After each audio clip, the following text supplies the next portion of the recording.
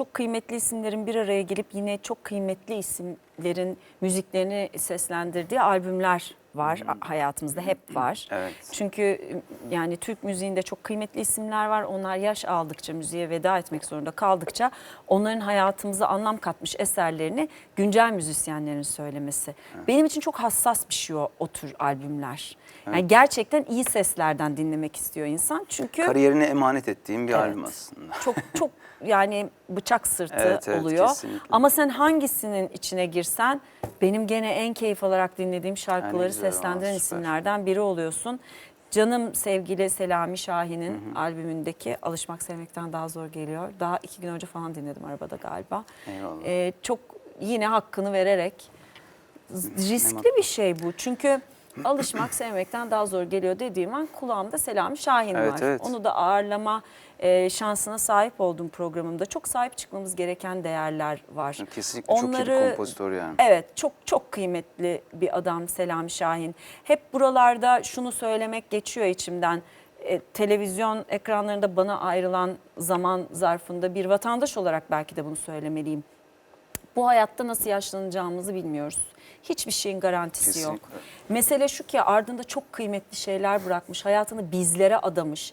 Kendi özel hayatından bir sürü şeyden imtina etmiş, yaşamamış, ötelemiş, geri bırakmış. Kendi evlatları dahil belki de birçok sanatçı için bu geçerli. Böyle kıymetli isimler yaş aldıkça alma biçimleri sebebiyle bazı şeyler yaşadıklarında bizim onları sırtımızda taşımaya devam etmemiz gerekiyor. Büyük bir saygıyla, sevgiyle, Çok çabuk hadsizlik yapmadan. vazgeçiyoruz ya bazı şeylerden. Çok çabuk vazgeçiyoruz. Yani bu kadar yıl mesela bir şeyi yapıp işte üstüne düşüp ya da işte değer verip falan bir anda Evet. bir ufacık bir şeyden dolayı Evet. yani O ufacık zaman- veya büyük fark etmez yani. Değer verdiğin şeyin ne kadar değerli olup olmadığı oradan anlaşılıyor Evet. aslında. Ve ben o zaman işte o alkıştan da şüphe duyuyorum. Evet. Yıllarca Ama zaten alkışladığın bizim insana. birazcık işimiz öyle oluyor Maalesef. ya. Bu kadar zaman işte bir şey yani robot yani işte bu birazcık aslında sanatçının da kendine ben o yüzden demin söyledim işte yani sıkılıyorsam sıkılıyorum mutsuzum. Çünkü ben Evet. insanım ya. Evet. İşte bazen insanlara insan olduğunuzu hatırlatmanız gerekiyor Evet. böyle yaparak. Evet. Şimdi sahneye çıkan bir robot değiliz biz. Sahneye çıkan bir insanız. Ben mesela öyle bir noktada olur ki sahneye çıkamayacak kadar hasta olabilirim. Hani ne kadar uğraşsam da çıkamayacak kadar bir duruma düşebilirim ki ben çok hasta sahneye çıktım. Ama çıkmadığım zaman insanları yuhalaması yerine abi o da insan İyi çıkamayabilir, misin? iyi Neyin misin var? diye ya da merak Geçmiş etmelerini olsun. sağlayabilecek bir noktada olman gerekiyor. Maalesef öyle bir durum olmuyor. Bu dünyada da bence böyle. Sadece bizde değil. O yüzden de bir sanatçının Kınamak sahneye değil çıkan, zaten. sahne sanatları yapan bir insanın insan olduğunu arada bir hatırlatması gerekiyor. Nasıl sinemada bir filmde bazen sen daha iyi bilirsin kameraya bakıp oyuncunun bunun film olduğunu Evet. yabancılaştırma yaparak hatırlatması gerekiyorsa ya da yapabiliyorsa böyle bir şey. Bizim de insan olarak bunu hatırlatmamız gerekiyor. Ben de böyle düşünüyorum. Şimdi Duygu da tabii çok doğru bir şey daha kulağıma fısıldıyor. Öldüğü zaman kıymetli. Evet. Ama o son virajı alırkenki halinde biz hiç şefkatli ve vicdanlı değiliz diye görüyorum ben. Burada hani sevgili Selami Şahin'i de buradan sevgiyle selamlarımı ve saygılarımı Kesinlikle. iletmek Benim için istiyorum. çok da yani gurur verici bir şey. Ben çok değerli isimlerle çalışma imkanı, fırsatı yani kariyerim boyunca Harun Kolçak, çok Ayşegül Aldinç, güzeldi. işte Selami Şahin, Evet. yani İbrahim Erkal'la birebir bir tanışma fırsatım olmadı maalesef. Toprağı bol olsun. Ama onun dışında işte dediğim gibi belki inşallah bundan sonrasında da çok değerli isimlerle çalışma fırsatım olur. Şanslı hissediyorum kendimi. Çok ve hepsi çok güzeldi. Yani Harun Kolçak Allah rahmet eylesin. Böyle konuşunca da toprağı sana bol. da garip gelmiyor mu? Şimdi mesela İbrahim Erkal, Harun Kolçak diyoruz ya. Bana onlar hala yaşıyormuş gibi geliyor. Evet Harun Kolçak deyince mesela toprağı bol olsun demedim İbrahim Erkal'ı dedim. Evet nedense. mesela Evet. Harun'u da böyle Kabullenemedim Allah rahmet ben eylesin. zaten Harun de. abi ya. Ben birçok ismi hala kabullenemiyorum. Hatta böyle özellikle film festivallerinde ya da özel gecelerde veda ettiklerimiz diye gösterdiklerinde falan böyle olurum. Aa yok artık yok ölmedi ya o yanlışınız mı var gibi tepkiler vermeye İşte başladım. kabul edemiyorsun bazen herhalde o duyguyu o şeyi. Ve de tabii öyle kalıcı eserler bıraktılar ki ölmüyorlar. Zaten ölmüyorlar evet aslında. Gibi Öyle bir hal. bir durum var. İnşallah Oyunculuk ben de o eğitimi mi noktaya Sen kesin o noktadasın yani İnşallah, bence inşallah. de. Oyunculuk eğitimi mi Yok. almaya başladı? Yok Yalan haber mi bu? Öyle mi? Haber Vallahi var, böyle bilmiyorum. bir bilgi geldi Yok bize. oyunculuk yapmak istiyorum gibi bir haber vardı bir ara çıktı da. Doğru Öyle mu bu? Yani istiyorum, her zaman istiyorum. Yani hani böyle bir şeyim var, merakım var sinemaya karşı. Bunu hep söylüyorum zaten ama yani hani böyle bir şey değilim yani. Ne olursa olsun bu işi yaparım, bir rol versenize bana falan diye bir durumum yok. Eğitim almaya başlamadın. Sadece Yok yani öyle bir şey orayı gelirse yanlış ona göre anladılar. bir eğitim alırım. Şu an öyle bir zamanım yok zaten. Yani hani Evet. hani böyle bir teklif gelir ve ben buna çok yükselir ve gerçekten iyi olacağına inanırsam onu hani her şeyi bırakıp bir sene boyunca ona çalışmak isterim ben zaten. Bunu söylemiştim en son. Evet, Yani bu basite indirgenecek bir şey değil benim için açıkçası. Yani kalkıp da ne var canım ben de oyunculuk yaparım, herkes yapıyor gibi bir algıyla ben bu işe giremem. Yani dizi de o yüzden yapamam. Benim hani en çok istediğim şey bir sinemada hani küçük bir rol bile olsa o rolün hatırlanacağı bir rol oynamak. Ha, öyle bir şey Yani işte 3 dakikalık bir rolde oynarım ama o çok hani hatırlanır bir rol olur. Bunun için de çalışmak isterim. Yani bana 2 ay sonrası bir proje için 2 ay sonra filmimiz çekiliyor derlerse ben buna evet 3 dakika 5 dakika bir rol için girebilirim ama bir hani başrolü veya yardımcı rol için ben bunu 3 ay hazırlanarak öyle bir şeye riske giremem. Yani ben kendimi orada iyi izlemek ve gerçekten hakkını vermiş olarak görmek isterim Gökhan Türkmen'i. O yüzden de böyle yani bu işi yapmamama rağmen inceleyip sık dokuduğum bir durum bu. Ama böyle bir O yüzden de teklif çok sürekli böyle oyunculuk istiyorum gibi, Oyuncu veya olmak oyuncu istiyorum. olmak istiyorum gibi bir şey var yani. Hani sorulduğu zaman bunu söylüyorum. Ama dediğim gibi her yerde ya oyuncu yapın beni falan diye bir Öyle şeyim bir- yok yani. Anladım. Ama mesela sen böyle söylediğinde de bana hep şey gibi geldi. Böyle güzel bir müzikal mi acaba? Ya o da olabilir. Değil mi? Yani işte dediğim gibi kendimi ifade edebileceğim, iyi yapabileceğime inandığım. Yani ben demin söylediğim gibi yani yapabileceğim işi bilirim, yapamayacağım işi de bilirim. Yani o yüzden bir şey olduğu zaman, bunun ciddiye vardığı zaman bunu yapıp yapamayacağıma o an karar vermem lazım. Bu mesela türkü albümü meselesi de öyle bir yerden mi bir Ya türlü? evet işte bu çok Öyle bir önemsediğim şeyden. şeyleri yapamama gibi. İşte mükemmel ararken iyiden olmaz vardır ya. Türkü albümü yapmak istiyorsun ama yapmıyorsun. Yani Ne oluyor orada? yapmıyorum derken işte öyle bir ona da vakit ayırmak istiyorum. Ben şimdi Tamam. Türkiye albümü yapıp arada derede yaptığım işlerle Türkiye albümü yapamam ben. Çünkü ona yakıştıramam bu işi. Yani öyle bir şeyi yapıyorsam buna bir zaman ayırmam ve bununla ilgili çok net bir şekilde Ar-Ge çalışması ve uğraşmam lazım yani. Belki gerekiyorsa ona özel şan dersi bile alıyor olmam gerekiyor. Yani şarkı söyleyebiliyorum diye bütün türküleri söyleyebileceğim anlamına gelmiyor. O yüzden de bu mevzu da birazcık işte mükemmel yapacağım diye yapamadığım bir mevzu. Aklımda her zaman yani yaşım yeterse bir gün mutlaka istiyorum yapmak. Başka neler Ya var? çok kafamda bir sürü şey Evet, var değil aslında. mi? İşte Merak dediğim gibi ediyorum. yani sinema içinde olmak işte yani ne bileyim bir işte kısa film çekmek, işte senaryo yazmak, işte oyuncu olmak, türkü albüm yapmak. Yani hepsi var kafamda ama işte çok şu an böyle çok da güzel bir dönemdeyim. Aslında kendimi en iyi hissettiğim, en üretken hissettiğim, en iyi ifade edebildiğim bir dönemde olduğum için birazcık böyle küçük küçük ilerliyorum yani. Ama çok yoğunum şu an. Bakacağız yani. Nasıl sence bu dönem o dönem? Nasıl karar verdin buna? Kendini en iyi ifade Kendiliğinden ya edebildiğin. ben zaten işte demin söyledin ya hani bazı şeyleri öngörüyorsun biliyorsun diye. Ben bunun zaten olacağını biliyordum aslında. 30 yaşında da 40 yaşında ben hep söyledim. İsterseniz sorabilirsiniz yani bunu etrafıma da söylüyordum. Ben 40 küsur yaşlarında artık bir şeyleri oturttuğum, olgunlaştığım, rahat olduğum bir döneme geçeceğim. Buna eminim. Yani istemeden ona göre çalışıyorsunuz zaten. Tabii. Şu an çok şükür ki böyle rahat bir dönemdeyim. İstediğim şeyler var kafamda ve bunları da mesela bu 10 sene içerisinde bir şekilde yapmayı hedefliyorum. Kafamda hayal olarak da o var ve onu da yapacağıma da inanıyorum. Bakalım inşallah.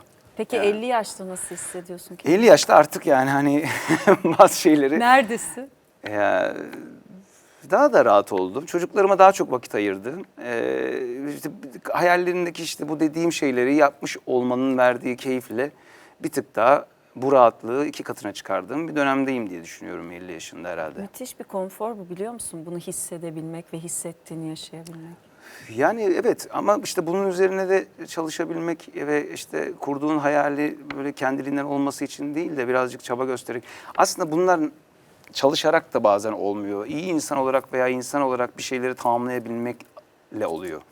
Yani siz insan evladı olarak bir şeyleri mesela yani insan olmanın %100'ünü tamamlamaya başladığınız zaman bazı şeyler olmaya başlıyor aslında. Bence de. Yani bu aslında sadece çalışarak değil yani. Yani düşünce yoluyla işte ne bileyim davranış yoluyla insanlara, karşınızdakine, kadına, çocuğa, canlıya, dünyaya, hayata yani bakış açınızın ne kadar insan olmasıyla alakalı aslında. Peki şimdi tabii müzik dünyasında, Türk müziği dünyasında bir alanı tutuyorsun elbet. Böyle ezber bozma niyetin var mı? Konuştuk gerçi Türkiye albümü ve vesaire bunları düşünüyorsun ama var mı başka ezber bozma alanların sence? Çünkü bir yerde de demişsin hani caz albümü, arabesk bunlar da hep olmasını istediğim şeyler hayatımda. Konserlerinde yer veriyor musun bu tarza? Yok yani zaten kendi şarkılarım içerisinde bunların çoğu aslında hissediliyor.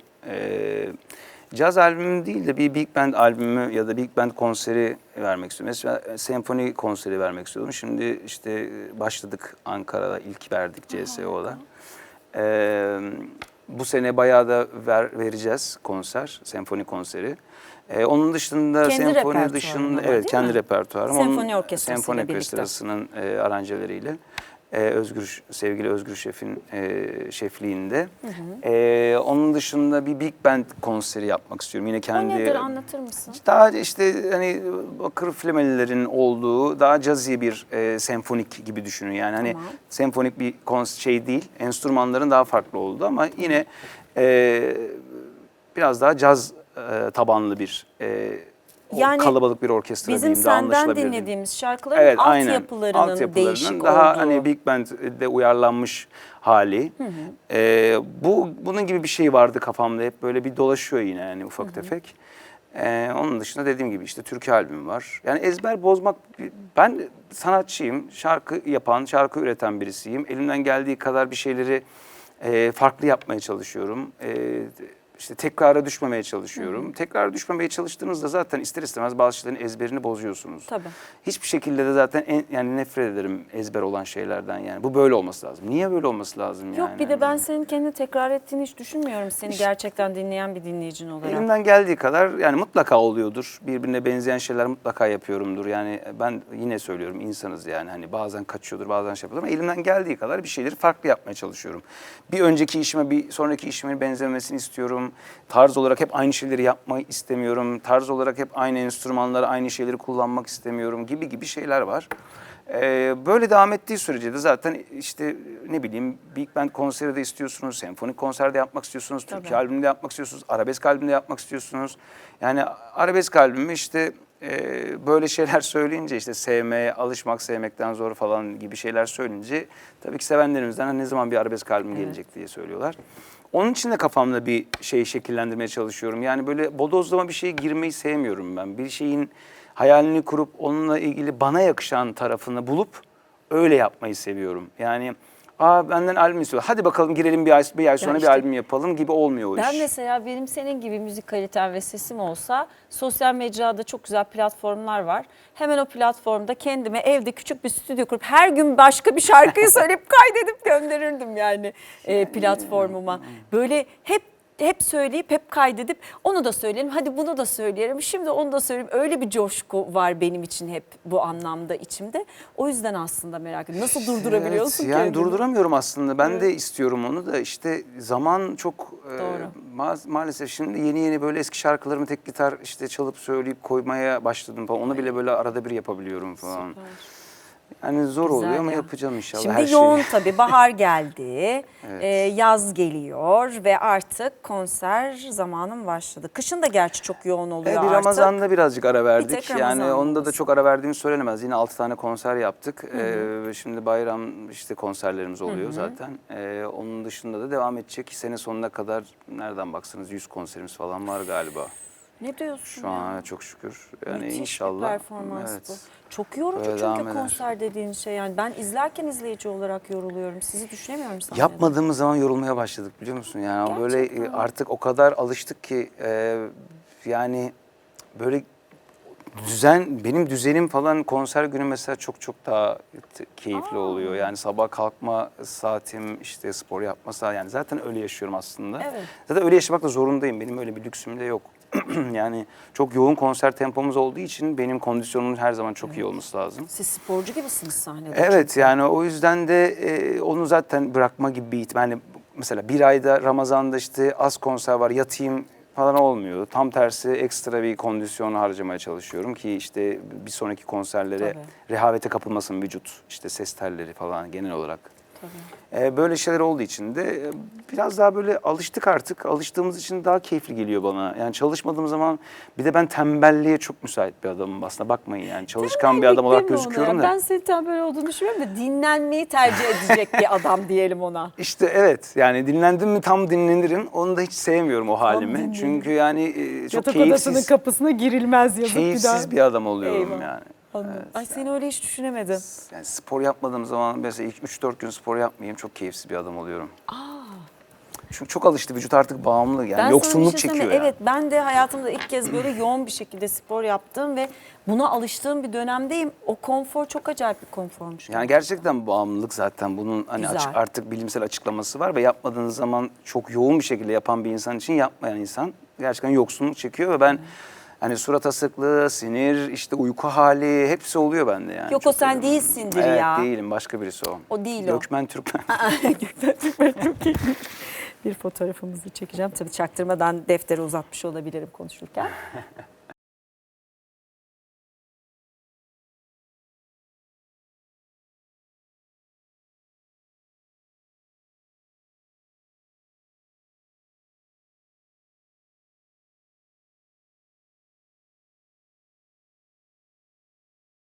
Çok ederim. güzel bir sezon diliyorum sana. Size Yıl de sonuna öyle. kadar böyle her şey çok güzel gitsin. İyi bayramlar hayal diyorum ettiğin herkese gibi. de. Evet, iyi bayramlarımız Şeker olsun. bayramımız Hep kutlu, mutlu beraber. olsun. Evlatları, evdeki herkesi sarılıyorum, öpüyorum. Teşekkür ederim. Çok Biz güzel de olsun. öpüyoruz. Sağ olun, Heyecanla teşekkür bekliyoruz ederiz. ürettiğiniz her bir şeyi. Eyvallah, sağ olun. Bayram gibi bayram.